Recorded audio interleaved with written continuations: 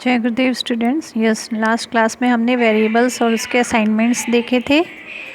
Now हम देखेंगे dynamic typing. Dynamic typing means क्या होता है।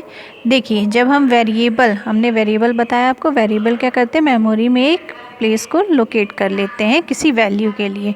अब ये भी इम्पोर्टेंस रखता है कि आपने जो वेरिएबल बनाया है उसमें आप किस तरह की वैल्यू डालोगे और वो वेरिएबल किस तरह की वैल्यू को एक्सेप्ट करेगा, जिसको हम डाटा टाइप बोलते हैं।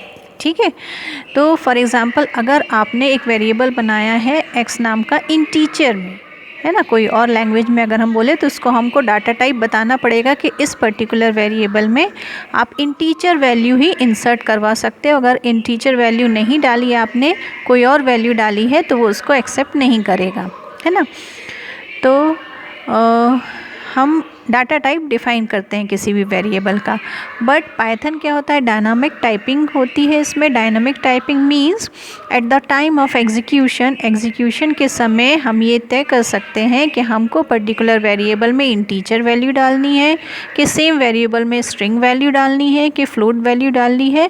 और जब हम उस वेरिएबल को जिस वैल्यू के हिसाब से प्रिंट करवाना चाहें उसको हम प्रिंट करवा सकते हैं। ठीक है, means dynamically at the dynamic का मीन्स होता है कि रन टाइम में ही, है ना, जब प्रोग्राम आपका एग्जीक्यूट हो रहा है एट दैट मोमेंट ही आप वेरिएबल का डाटा टाइप चेंज कर सकते हो, उसको अपने हिसाब से यूज़ कर सकते हो। ठीक है, फॉर एग्ज़ाम्पल इधर पर देखो x = 10 दिया हुआ है। ठीक है, इस वाले एग्जाम्पल से बहुत अच्छे से समझ में आएगा आपको।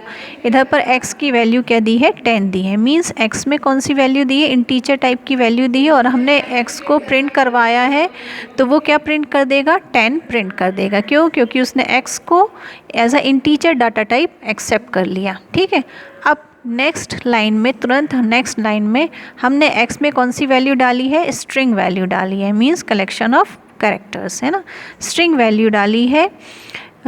तो वो स्ट्रिंग वैल्यू अब पर्टिकुलर ये वेरिएबल का डाटा टाइप क्या हो जाएगा, स्ट्रिंग मींस कैर में हो जाएगा, और वो प्रिंट आप x करोगे तो वो स्ट्रिंग वैल्यू को भी प्रिंट कर देगा। देखो आउटपुट इसका ये है। पहली बार x में इंटीजर वैल्यू डाली थी, इधर पर इंटीजर वैल्यू डाली थी, तो उसने इंटीजर वैल्यू प्रिंट कर दी। मींस x का डाटा टाइप उसने इंट ले लिया।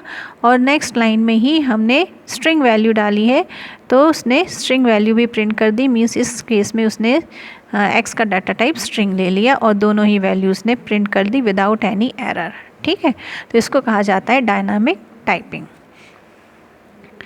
ठीक है, अब कॉशन विद डायनामिक टाइपिंग, तो और भी कुछ देख लेते हैं कि डायनामिक टाइपिंग में किस तरह के आपके एरर आ सकते हैं और किस तरह के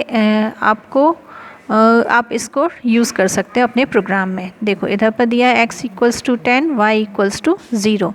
नेक्स्ट हमने लिया है x = x / 2। तो इस केस में कोई एरर नहीं आएगा, है ना, ये लीगल है। क्यों लीगल है, क्योंकि हम कोई भी स्ट्रिंग मींस कोई एक वर्ड ले लिया उसको नंबर से डिवाइड नहीं कर सकते हैं, बट कोई नंबर है और उसको नंबर से डिवाइड कर सकते हैं, ये लीगल है ना। तो इधर पर क्या है, x लिया है। x क्या है, x की वैल्यू कितनी है, 10 है। मींस इधर पर x की जगह में क्या आ जाएगा, 10, है ना, 10 / 2 होगा, और ये जो रिज़ल्ट होगा वो y में स्टोर हो जाएगा। तो ये लीगल है, इसमें कोई एरर नहीं आएगा आपके। बट इन केस अगर आपने x की वैल्यू डे ले ली, मीन्स ये एक स्ट्रिंग वैल्यू है और स्ट्रिंग वैल्यू को इधर डे/2 अपन नहीं कर सकते, ये तो एरर बता देगा, ऐसा कोई एक्सप्रेशन होता ही नहीं है ना। तो इस केस में आपका एरर शो करेगा। ठीक है, तो ये पूरा डायनामिक टाइपिंग का एक्सप्लेनेशन है।